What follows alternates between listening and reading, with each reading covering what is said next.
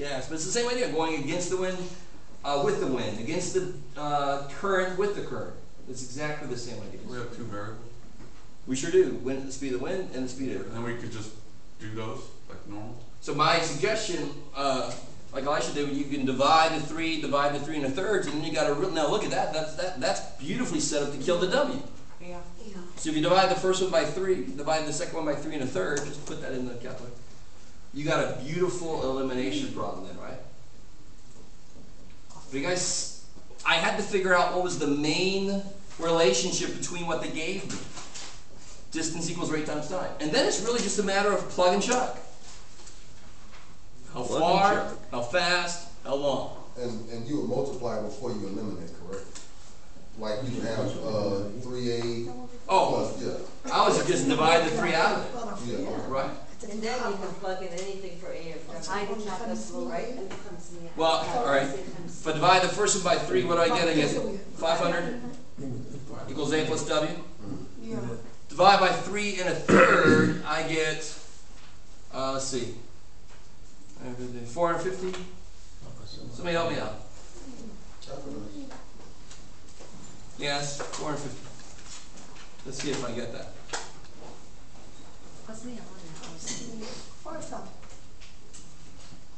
1,500 divided by, you gotta be careful, you put in, so if you do 1,500 divided by 10/3, isn't that 1,500 times 3/10? Yeah. So this is what I did in my head. 150 times 3 is 450. You cancel out 1 0 Yeah, you cancel out 1 0. because they're multiplying. So Exactly. okay. And now that Set me up, I'm saying. So you can eliminate there. It's set up beautifully for elimination, right? The W's are going to go away. Right? So you guys can finish that one out. We don't have to put no numbers in there, it's just they will cancel out by itself. Yeah, I don't have to multiply by anything because the W and the negative W already want to cancel. It's only when I have a situation where nobody wants to cancel that I got to come in and change things. Yeah. Okay. Like, okay, you guys aren't going to get along. I'll solve it for you. 1 and 2, the result, can you make it equation? Because they are the same thing. Oh, can you say this equals that? Yeah, Yes. sure. Yeah, you could. But you cannot use it. But nothing would cancel really like that, yeah, because they would have different coefficients in there, right? No, another problem. Okay. All right, cool. Number 27. And look, real quick, did you guys notice that at the beginning of each section of homework, like mixture problems, rate problems, it says example 4, example 5? Yeah. So if you look at example 5, this is maybe why you're saying, they're talking about a boat going upstream and downstream, exactly the same as a plane going against the wind and with the wind, right? So if you look at that example, it should set up exactly the same way. With plus. Against minus. Minus, exactly, cool. So example 5, you can see right there, if you go upstream, you're going against the current, they got x minus y, because you're rowing and the current's making you slower. If you go with the current, x plus y, right? Yeah.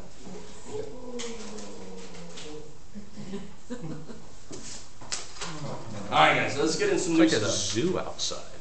Jesus Christ. New section? New section. 4 6 5 1. Am I wrong or right? Okay, good. I'm right. And let me tell you, I'm going to get to a point where you guys work on a few problems. Before I left my office, they started the updated homework sheet printing out. So I'll go back and get those. Hopefully the printer did not die in the middle of it. So we'll see. It's about 30 years old before we do it.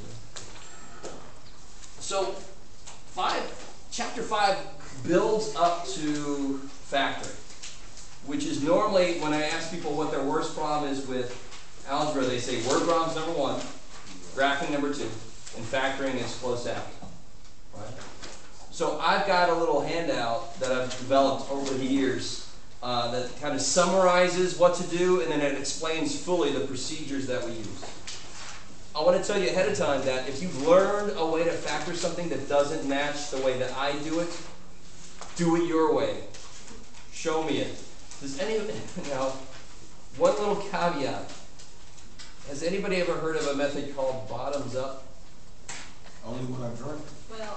Only with the bottom, Good. the bottom of the glass. Sure, absolutely. That's the only way that I will allow it. Well, not in class, probably not on campus. Well, I will allow. But bottoms up drinking, otherwise it's fine.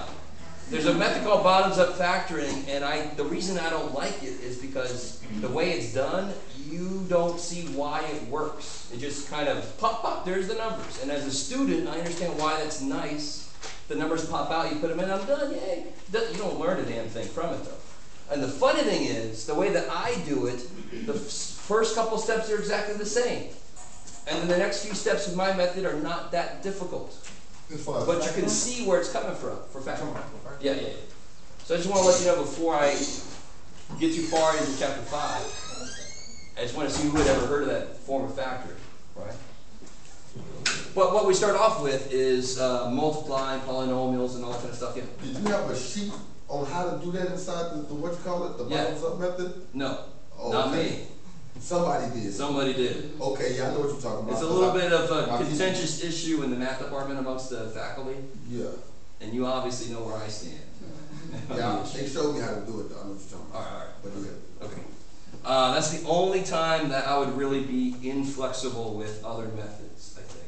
I just don't like it. If you could explain to me why it works, I will let you do it. But if you can't, no.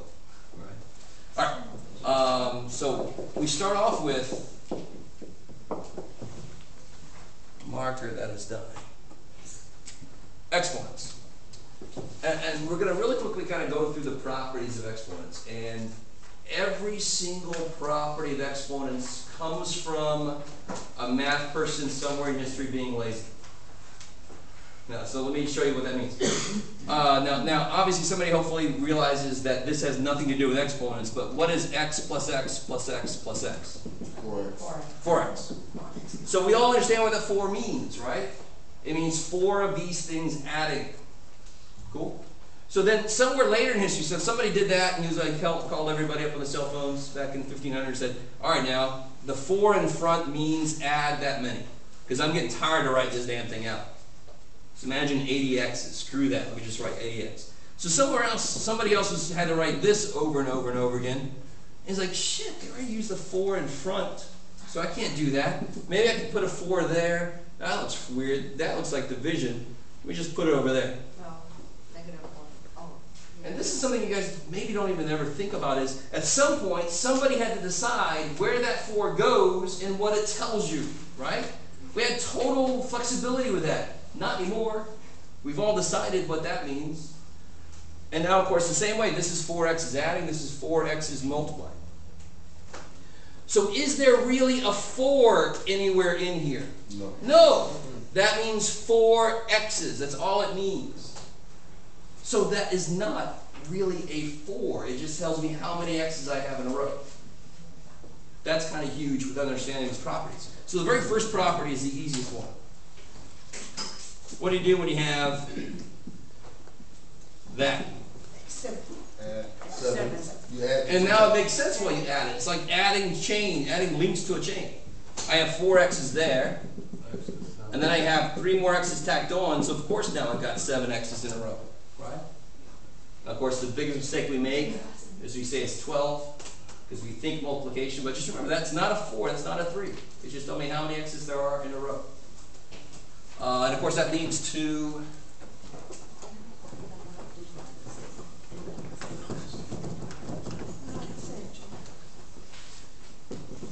what do you do when you divide? Subtract. For the same reason. So up here I got 2, 3, 4, 5, 6, 7. Down here I got 4. So of course, 4 cancel, and I've got 3 left. So please, dear God, I know I just did it, but I did it for demonstration purposes. Do not do this. Every now and again I get somebody x to the 15th and I see 15 x's.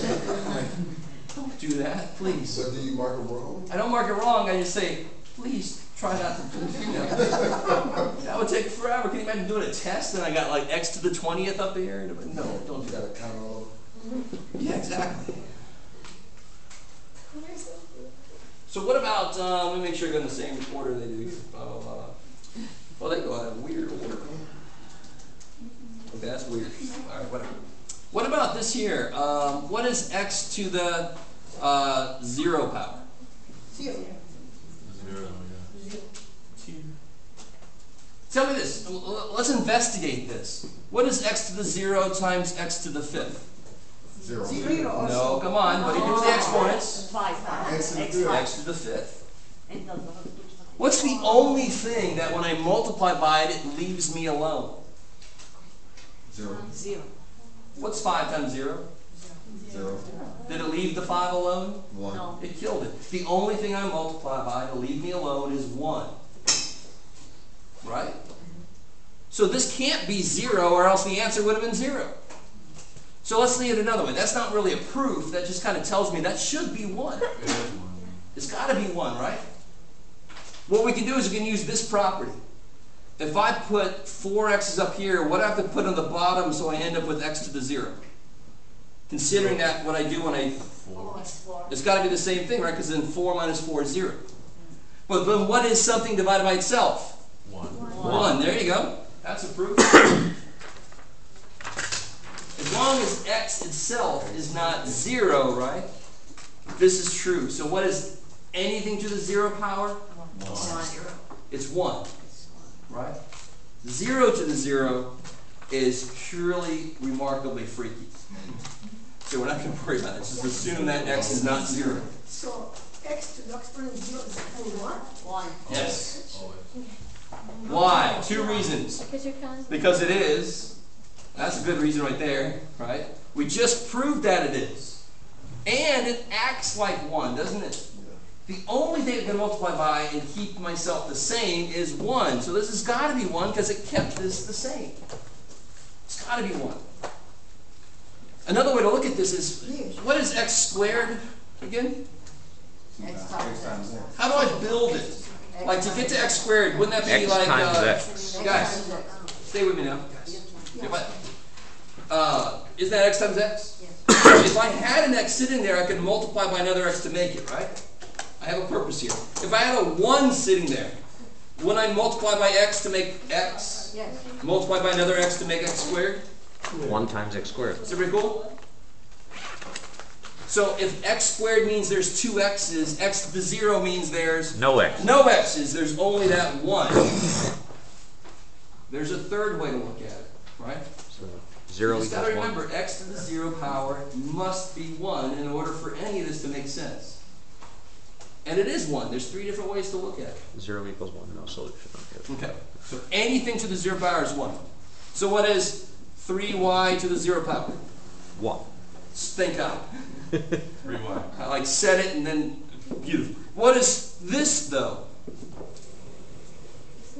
What's being raised to a 0 power there? Both of them. 0. 3. Both of You them, really right? want it to be 0, Anthony, but it's not. 3. Yeah, this is 3 times this. And what's y to the 0? Yeah. So it's just 3 So times 3 times 1. 1 is 3. Yeah. Cool. You guys see, it's sort of like that evil thing that math teachers do, the difference between that and this. You remember that? Yeah. So the 0 is telling you to leave the x part of it alone and put the number pretty much. The 0 is telling me I got none of these. So all I have is that 1 sitting there. I got no variables. Right? So it's 0 equals 1 basically. Or 1 equals 1, I'm sorry. Anything to the 0 power is 1. So 1 equals 1 at that point. Anything. Okay? 1 equals 1. Well, I guess I'm just a little bit. Cover what that little, the 2 thing real quick? Oh, come on now. Remember this one?